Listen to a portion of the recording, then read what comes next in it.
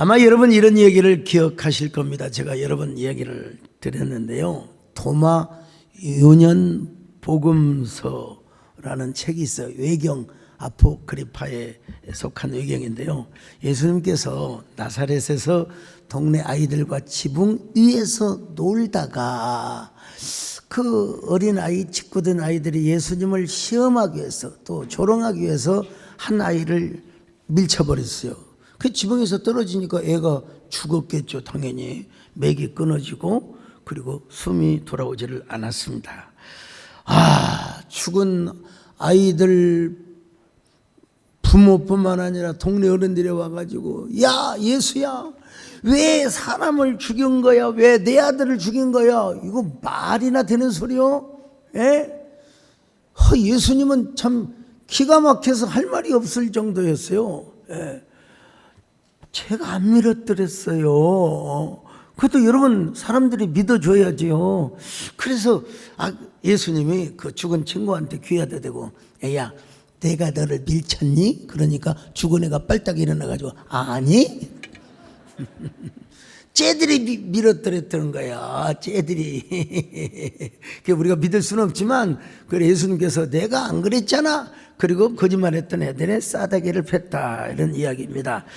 자, 그런데 여러분 이거는 이제 캐논이 아닙니다. 이 성경이 아니기 때문에 절대적으로 우리가 받을 수 없는 이야기이기는 하지만 아마도 이 도마 유년 복음서를 쓴 사람은 어린 시절에도 예수님께 신성의 능력이 나타났다는 사실을 강조하기 위하여 아마 이런 사건을 기록한 것 같긴 한데요.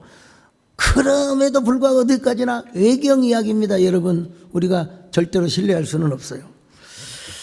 얼마나 신빙성이 있느냐는 둘째치고 어린 예수님 안에도 신성한 능력이 실제하고 그 능력이 외부로부터 나타났다는 것은 외부를 향하여 나타났다는 것은 도마 복음서 아니고서도 여러분 성경에서도 이 사실을 말씀하고 있습니다. 누가복음 2장 40절 같이 봅니다. 시작. 아기가 자라며 강하여지고 지혜가 충만하며 하나님의 은혜가 그의 위에 있더라.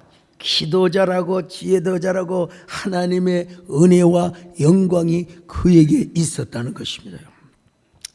자, 그런데 오늘 본문은 12살 나이에 예수님에 대해서 정확하게 워딩을 해주고 있습니다. 표현해주고 있어요.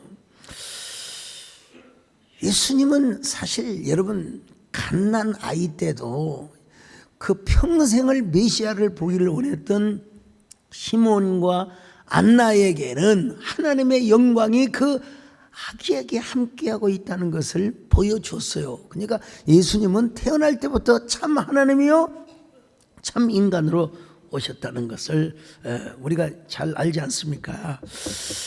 예수님은 그때만 성전에 갔을까? 여러분 성경에 기록되지 않았지만 아마 계속해서 가셨을 거예요. 그리고 나서 12살 나이 때를 이제 누가복음은 직접적으로 이제 언급을 하고 있죠.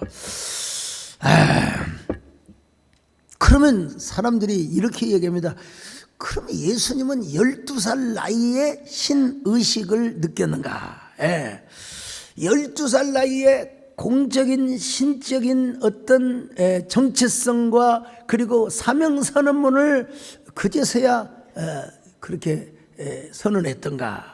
여러분 여기서 이제 착각을 하는 사람들이 많습니다. 문자주의에 빠진 사람들 말이죠. 예수님의 신의식은 12살 때만 여러분 시작되었느냐? 네버 절대로 그렇지 않습니다.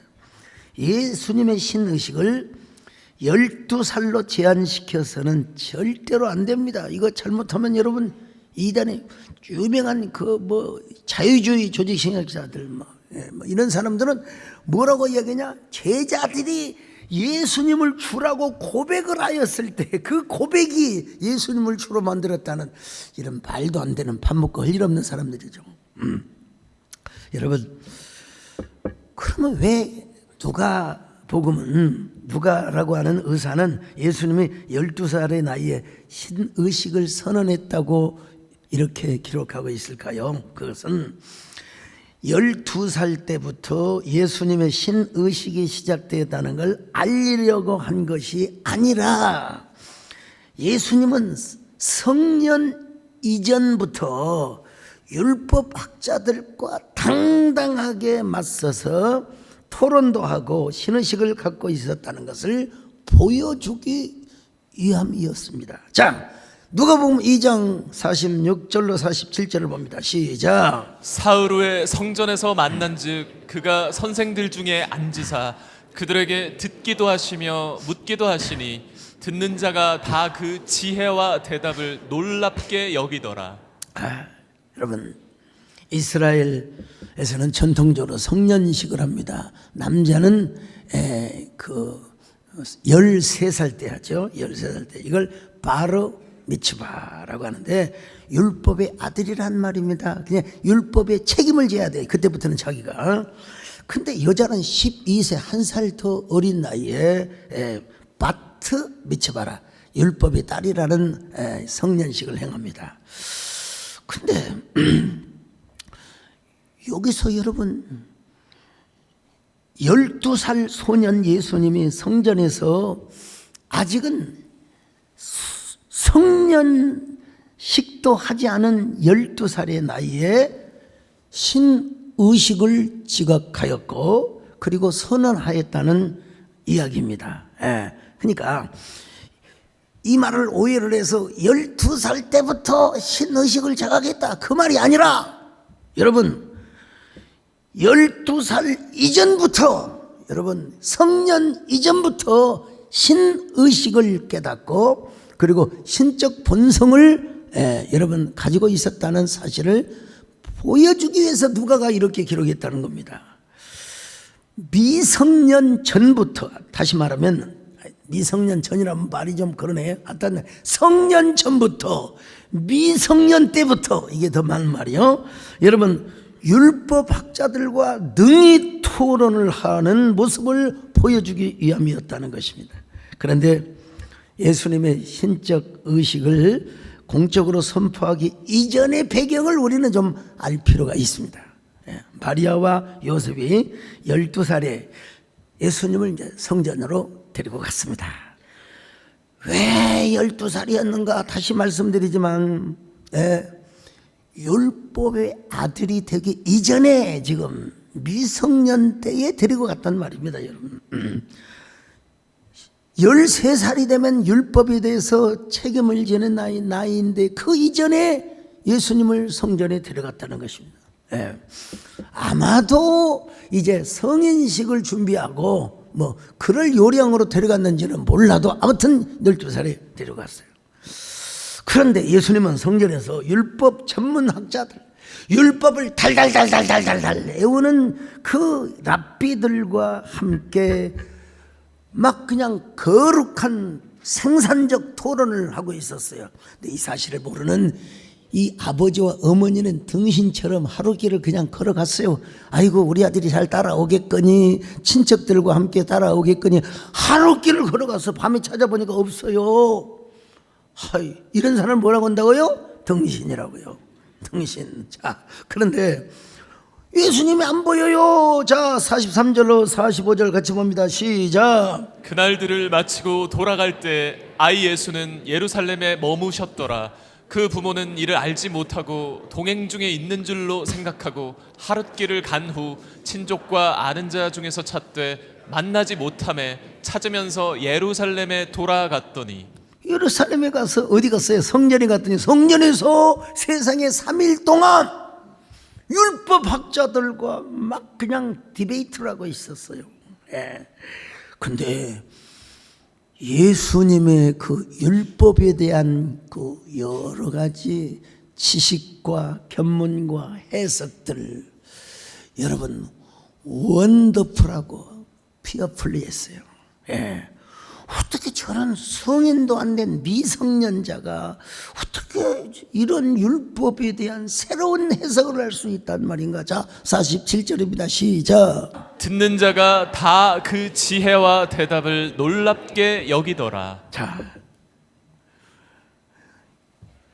마리아가 예수님께 이런 얘기를 합니다. 아이야, 어찌하여 여기서 논쟁을 하고 있느냐? 감히 저 선생님들과 함께 우리가 너를 잊어버린 줄 알고 사흘 동안이나 찾았어. 사흘 동안이나. 그러자 예수님이 뭐라고 말씀하십니까? 어머니요, 어머니란 말도 사실 안 나왔지만 어찌하여 나를 찾으셨나이까? 내가 내 아버지 집에 있어야 될 줄을 알지 못하셨습니까? 자, 48절로 49절 시작. 그의 부모가 보고 놀라며 그의 어머니는 이르되 아이야 어찌하여 우리에게 이렇게 하였느냐? 보라 내 아버지와 내가 근심하여 너를 찾았노라. 예수께서 이르시되 어찌하여 나를 찾으셨나이까? 내가 내 아버지 집에 있어야 될 줄을 알지 못하셨나이까 하시니. 자, 여러분 놀라운 고백입니다. 내가 아버지 집에 있어야 할 줄을 모르셨나이까?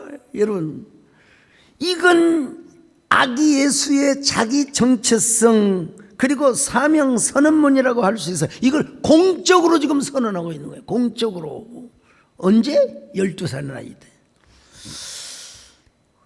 근데 한편으로 보면은 이 고백은 예수님의 신의식 그리고 자기 정체성의 첫 고백이자 고백이 공적입니다. 이 공적인 고백이자 아직 미성년자로서의 부모에게 순종을 해야 하는 이 첫 갈등을 마주치게 하는 이런 사건이기도 합니다. 여러분, 아직 미성년자예요. 그러니까 예수님은 그의 신성의 성품과 그런 능력이 발화되고 발현되었음에도 불구하고 아직은 미성년자에서 부모의 말을 듣고 부모를 받들어야 할 또 책임감도 있어요. 그래서 어머니를 따라서 아버지를 따라서 나사렛으로 가서 여러분 부모님을 잘 받들어 순종하더라고 기록합니다. 자, 누가복음 2장 51절 시작. 예수께서 함께 내려가서 나사렛에 이르러 순종하여 받드시더라. 그 어머니는 이 모든 말을 마음에 두니라. 자, 그러면서 하나님께도 사랑을 받고 사람들에게도 이제 사랑을 받아요. 이제 여러분, 정말 모범이 아주 그냥 삶이 모범이 되고 모든 사람의 본이 되는 삶을 살았다는 말이요. 인간적으로 얘기할 때. 그리고 하나님의 은혜가 그 위에 머물러 있어요. 자, 누가복음 2장 52절 봅니다. 시작. 예수는 지혜와 키가 자라가며 하나님과 사람에게 더욱 사랑스러워 가시더라. 여러분, 당연히 하나님의 아들이니까 그렇죠. 근데 저는 설교자의 이제 그 관점에 따라 조금 다를 수 있는데 저는 이 나사렛이라고 하는 이 워딩에 조금 방점을 두어봤어요. 나사렛. 이 나사렛이라고 하는 말은 구약의 넷제리와 이웃 사촌 형제간의 단어이기도 하고 근원의 파생, 근원의 언어가 나지를 구별하다. 여기서 여러분 나실이라는 말이 나왔어요. 나실은 나실이는 삼손이나 사무엘처럼 태어날 때부터 나실인으로 태어난 사람도 있고 몇 달이나 몇 년을 저는 하나님 앞에 구별되게 하나님께 헌신하며 살아가겠습니다. 여러분, 이런 사람도 나실인입니다. 중요한 건 여러분, 우리를 하나님의 거룩한 성도로 불렀는데 하기어이 우리를 이 시대의 성도 나실인으로 불러주셨다는 사실을 우리는 또 하나님 앞에 감사를 드려야 됩니다. 어쨌든 이 나실인은 어디서 나왔느냐? 나지르에서 나왔어요. 예. 근데 이 말에서 무슨 말도 나왔느냐? 아까 말씀드린 넷제르, 여러분 새순 가지라는 뜻입니다. 이사야 11장 1절로 2절입니다. 시작. 이새 줄기에서 한 싹이 나며 그 뿌리에서 한 가지가 나서 결실할 것이요 그의 위에 여호와의 영 곧 지혜와 총명의 영이요 모략과 재능의 영이요 지식과 여호와를 경외하는 영이 강림하시리니. 지혜와 모략의 영이요. 그리고 여러분, 우리 예수님은 보혜사, 카운슬러, 상담자로 이 땅에 오셨다는 것입니다. 예. 여러분, 이 새손이란 말이, 이 가지란 말이 뭐냐? 구약에 넷째리로 표현되어 있는데, 이 넷째리를 통하여 예수님을 은유적으로, 메타포적으로 여러분 쫙 표현하고 있어요. 아니, 신학에서 모형학이라고 있는데, 여러분 그 예수님의 모형으로 이 넷째리가 표현이 되어 있다는 사실, 놀라운 성문학적 표현이죠. 근데 요 넷째리와 자음이 거의 비슷한, 그래서 저 쿰란 공동체 문서를 보면은 넷째리와 나사렛은 거의 동일하게 쓰여졌던 그 내용을 제가 발견한 적이 있는데요. 어쨌든 이 나사렛과 넷째리, 예. 그러면 왜 예수님은 넷째리로 오셨는데 또 왜 나사렛에서 사셨을까? 저는 이걸 그냥 그 허구적 상상이 아니라, 저는 조직신학적인 또 구원사적인 측면에서 이런 논리를 한번 세워본 겁니다. 예수님이 30세의 공생애의 삶을 살기 이전에도, 우리 예수님은 어린아이 시절부터 소년기를 거치는 시간까지도 우리 하나님의 거룩한 영이, 우리 하나님의 지혜와 모략의 영이, 하나님의 거룩한 영이 그와 함께 하였을 것이다. 이건 여러분 아멘 하세요. 아니, 제자들이 당신은 우리의 주님입니다, 그렇게 고백이 되어야 됩니까? 원래 우리 예수님은 인카네이션, 성육신으로 오신, 분명히 여러분 또래들과 회당을 다니고 또래들과 놀 수 있겠죠. 또 참인간으로 오셨으니까. 그렇지만 거룩한 신적인 영광과 하나님의 은혜가 그 위에 머물고 그 안에 있었다는 것입니다. 지금도 나사렛에 가면 나사렛 빌리지를 재현해 놨습니다, 여러분. 저기 보면은 옛날 예수님이 걸어 다녔던 도로를 그대로 지금 보존해 놓고 있어요. 절대 건들지 않고 있습니다, 여러분. 여러분, 이 나사렛은요 얼마나 시골뜨기요 촌구석인지 모릅니다. 그러니까 나다나엘이 왜 나사렛에서 뭐 선한 것이 나올 수 있느냐고, 여러분 맞는 얘기인 것처럼 보이죠. 자, 요한복음 1장 46절입니다. 시작. 나다나엘이 이르되 나사렛에서 무슨 선한 것이 날 수 있느냐. 빌립이 이르되 와서 보라 하니라. 사람들이 볼 때는 나사렛 촌뜨기요. 저도 저 남원에 200면 면소재지도 아니고요, 외딴 동네 초등학교를 나와서 중학교를 가니까, 아니 세상에 같은 1학년인데도 읍내 출신의 친구와 저같이 촌뜨기는 한 학기 동안 차이가 나더라고요. 말투도 같은 남원인데도 말투도 달라요. 근데 한 학기 지나니까 이제 너나 나나 다 똑같아져요. 여러분, 예수님의 유년 시절과 청소년 시절, 하나님께서는 이 넷째리로 오신 예수님을 나사렛에서 성별되게 기르게 하시고 자라게 하시고 그리고 키우셨다고 여러분 믿어야 합니다. 이러한 논리로 본다면 예수님은 공생애를 사시기 전에도 신의식이 분명히, 그것이 나타나는 발현되는 과정이 점차 뭐 조금 짙게 드러났다고 할 수 있지만 본질적으로는 여러분 같다고 할 수 있습니다.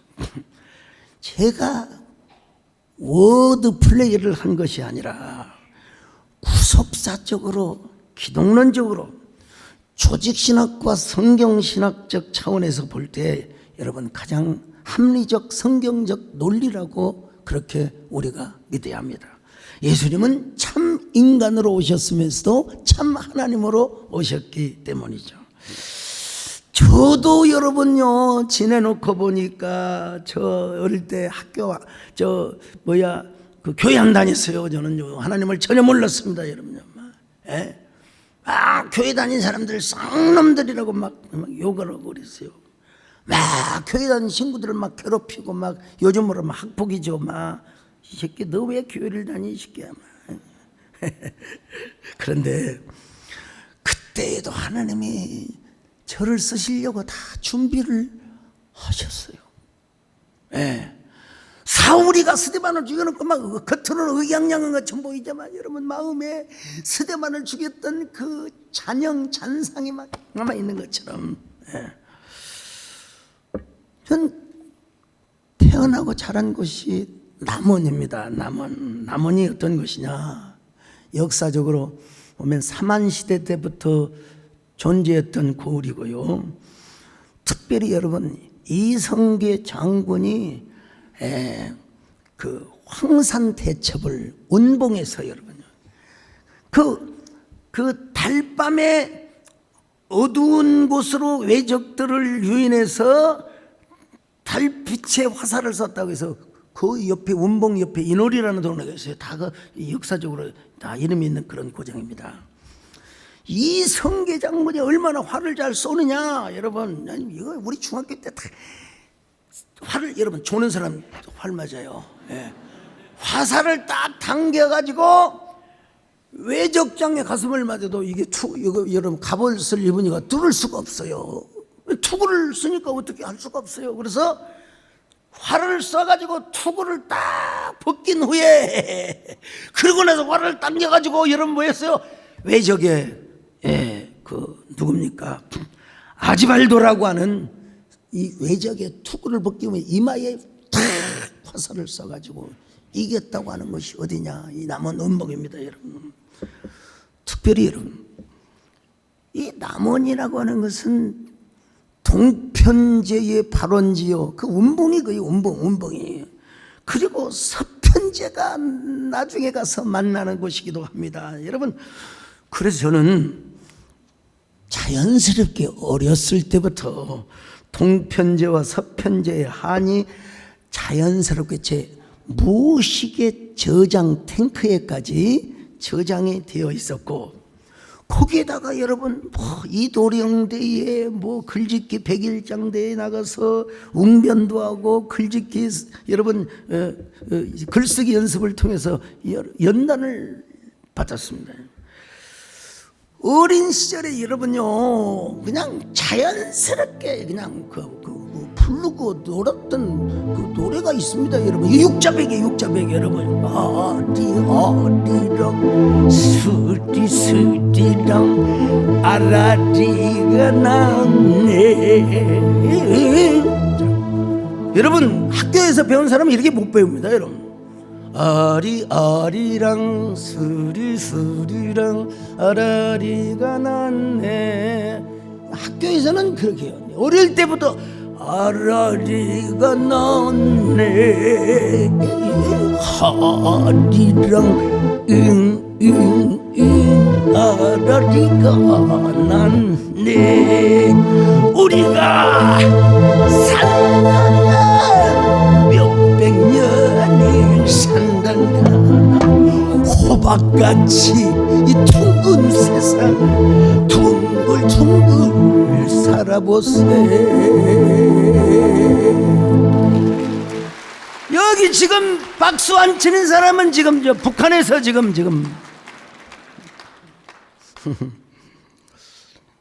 이런 그 문학적 음악적 본성이 제 목회와 설교에 있어서 기본 인프라가 된 거예요. 상당히. 그러다가 이제 제가 군산 제1고등학교를 입학하여 여러분 거기서 어떻게 또 하나님의 섭리로 이쁜 여학생들이 줄줄 서 있다고 하는 교회를 제가 찾아갔어요. 완전히 여러분 교회에 홀리게 되었습니다. 학교에서 볼 때는 저 미친놈이지. 저희 학교는 공부를 좀 괜찮게 하는 학생들을 기숙사에 딱 투숙시켜가지고 다 여러분 공짜로 먹고 마시고 먹게 해줬어요. 근데 교회 다녀서 완전히 헷가닥 하니까 성적이 떨어져. 그래서 기숙사에서 여러분 퇴사를 당했습니다. 여러분. 그렇지만 여러분,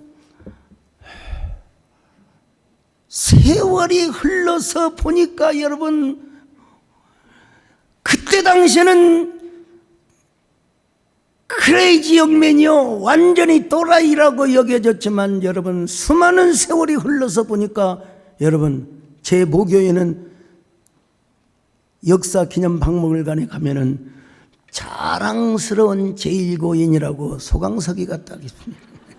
이러면 이런 역설이 어디가 있습니까? 자, 그건 또 차치하더라도 여러분요, 이 동편제와 서편제의 한이 이따금씩 침입하여 성도들의 그 마음을 어루만지고 성도들의 그 심화병에 걸려있는 사람들을 그냥 어루만지는 설교를 할 수 있도록.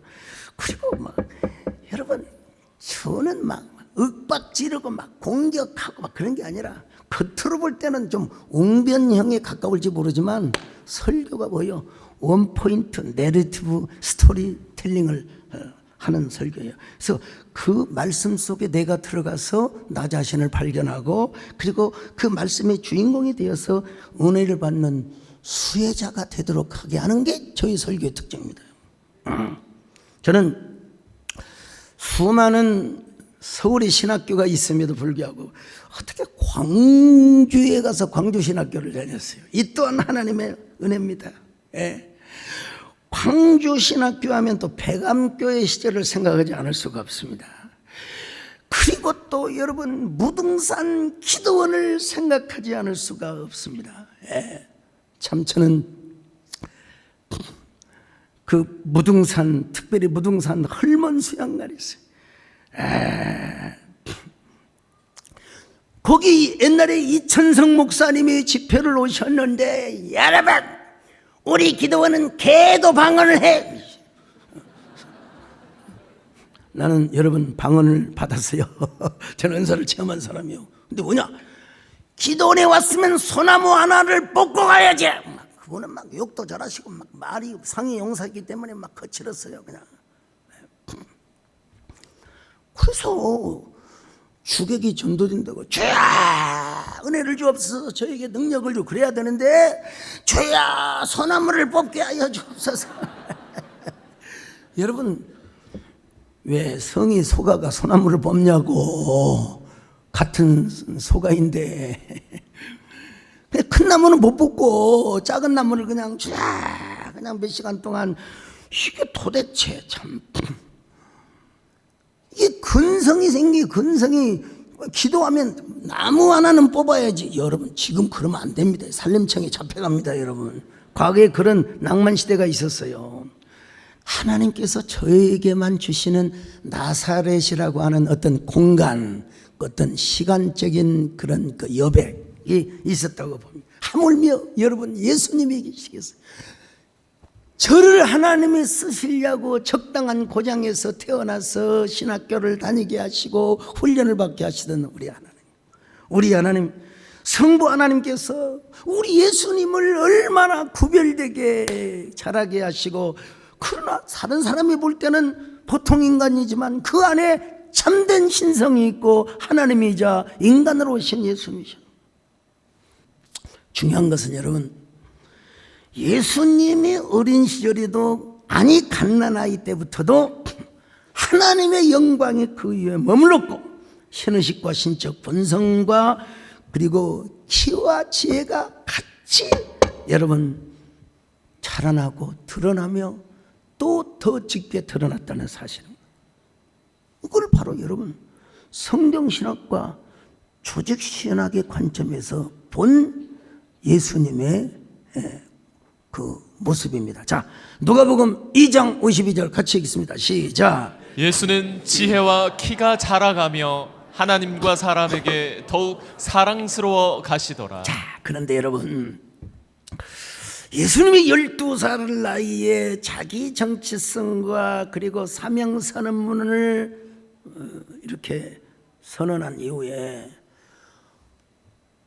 예수님의 부모님을 따라가지 않고 사흘 동안이나 성전의 랍비들과 거룩한 토론을 하고 생산적 토론을 하고 있었어요. 예. 아마 예수님과 그 랍비들 사이에는 그 모세오경과 선지서에 감춰져 있는 하나님 나라와 하나님의 메시아에 대한 이야기를 아마 나누었을 것입니다. 그런데 평생 율법을 연구하였던 그 털보들 있잖아요. 랍비들. 이 랍비들이 그 12살 소년의 이야기를 감당할 수가 없어요. 너무나 율법에 해박하고 신지식 아니는 율법의 해석이 너무나 새로운 거요. 자, 47절 봅니다. 시작. 듣는 자가 다 그 지혜와 대답을 놀랍게 여기더라. 네, 여러분. 제가 뭘 여기서 이제 강조하려고 하느냐. 예수님의 신지식과 신의식, 신적 본성이 공적으로 발현이 되었을 때 그는 어디에 머물기를 원했느냐? 아버지의 집에 머물기를 원했다는 겁니다. 여러분. 예. 여러분, 예수님의 성품 자체가 뭐예요? 아버지의 집에 머물기를 원하였다는 겁니다. 여기에 저는 지금 주안점을 둡니다. 자, 누가복음 2장 49절을 봅니다. 시작. 예수께서 이르시되 어찌하여 나를 찾으셨나이까? 내가 내 아버지 집에 있어야 될 줄을 알지 못하셨나이까 하시니. 여러분, 이 선언은 우리에게 엄청난 교훈을 줍니다. 여러분, 오늘날 우리가 신앙생활을 할 때에도 뭐가 중심이 되어야 되느냐? 교회가 중심이 되어야 된다 이거예요. 여러분, 여러분이 집에 있건 타국에 여행을 나건 여러분의 마음이 어디 있어야 되느냐? 하나님께 있어야 되고, 여러분 하나님의 집에 있어야 된다는 사실을 아셔야 돼요. 시편에 보면은 고라 자손들이 이런 시를 썼어요. 자, 시편 42편 1절로 2절을 같이 보십니다. 시작. 하나님이여 사슴이 시냇물을 찾기에 갈급함 같이 내 영혼이 주를 찾기에 갈급하니이다. 내 영혼이 하나님 곧 살아계시는 하나님을 갈망하느니 내가 어느 때에 나아가서 하나님의 얼굴을 배울까. 여러분, 사슴이 시냇물을, 여기 보면 여성형 동사가 쓰여져 있어요. 그러니까 사슴이 여러분 아이를 배웠는데 이제 4월달 5월달 6월달 되면 건기요, 물이 없어요. 근데 물 웅덩이에는 맹수들이 있어요. 그러니까 흐르는 물을 얼마나 사모합니까? 흐르는 물, 그러니까 물 웅덩이에 가면 거의 뭐 90% 맹수에게 잡혀먹인다고 봐야 돼요. 순놈은 달리기라도 잘하지만 암놈이 애를 베가지고 어떻게 달려가요?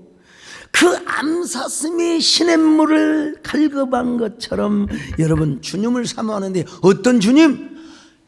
하나님의 집에 있는 주님, 성전에 계신 주님. 자, 4절을 보십니다. 시작. 내가 전에 성의를 지키는 무리와 동행하여 기쁨과 감사의 소리를 내며 그들을 하나님의 집으로 인도하였더니 이제 이 일을 기억하고 내 마음이 상하는도다. 고라가 어떤 사람이었습니까? 모세를 반역하다가 여러분 지진이 일어나 친족들이 다 멸망을 해요.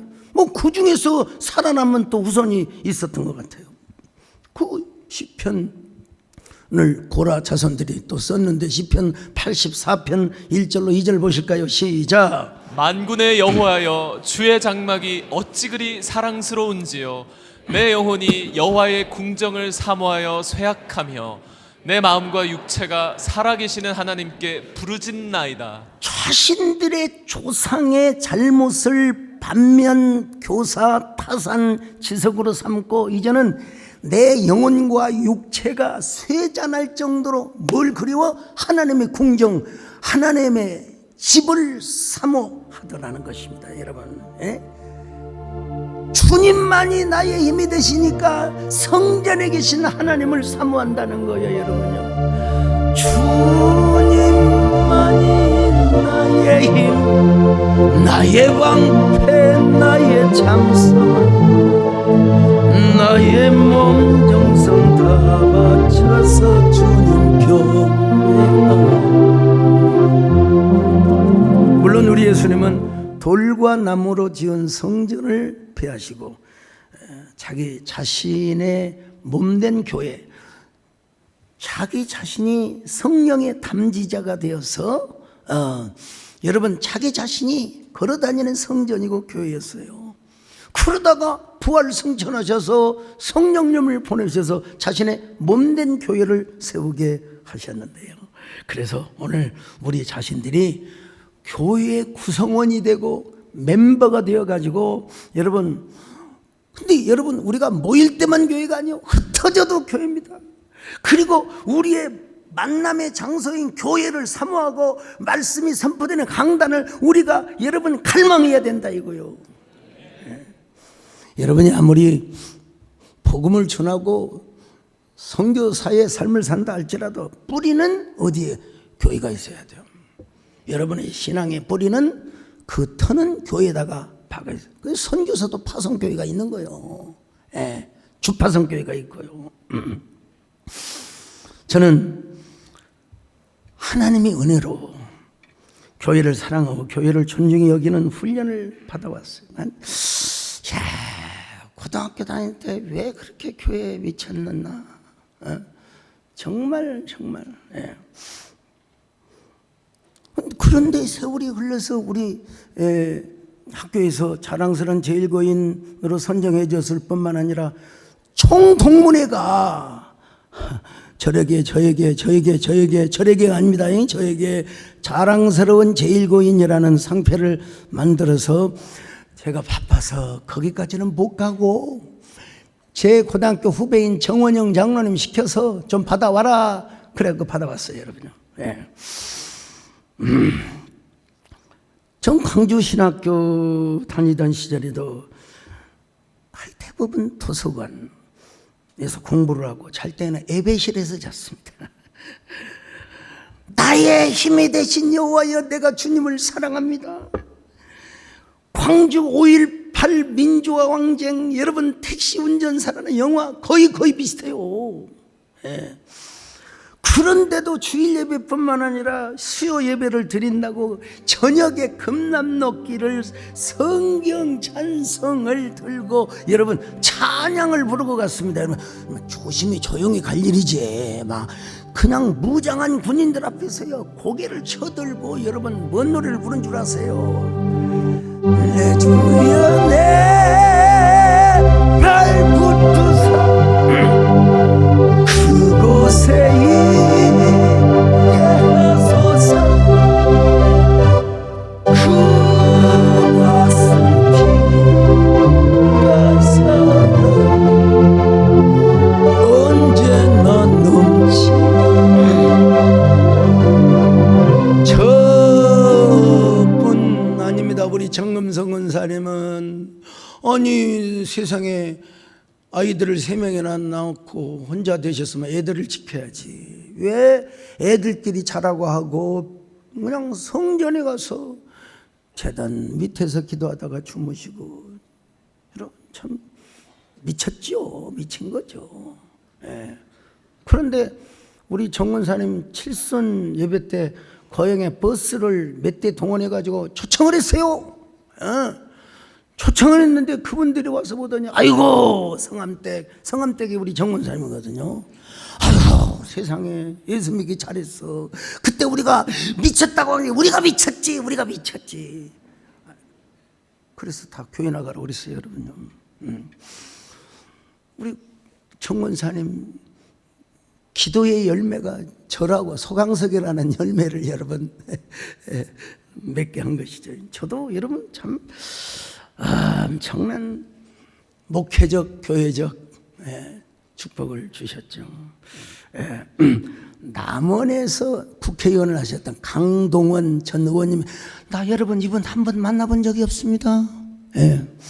근데 오늘 아침에야 우리 양필자 권사님을 통해서 보내주셨어요. 그분이 남원의 역사, 예술 그리고 인물이라는 책을 쓰셨는데 거기 보니까 여러분 남원 출신의 기독교계의 소강사 목사가 있다고 하는 걸 이걸 보고 야 세상에 최근에 CBS 이사장 된 것까지 다 써놨더라고요. 보니까 참 대단하다. 제가요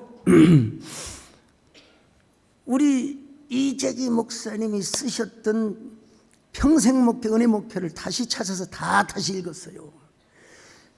야, 거기서 사모님하고 선을 보는데 뭐라고 온절해 사모님한테 자매님은 나한테 평생 복종하며 살겠소?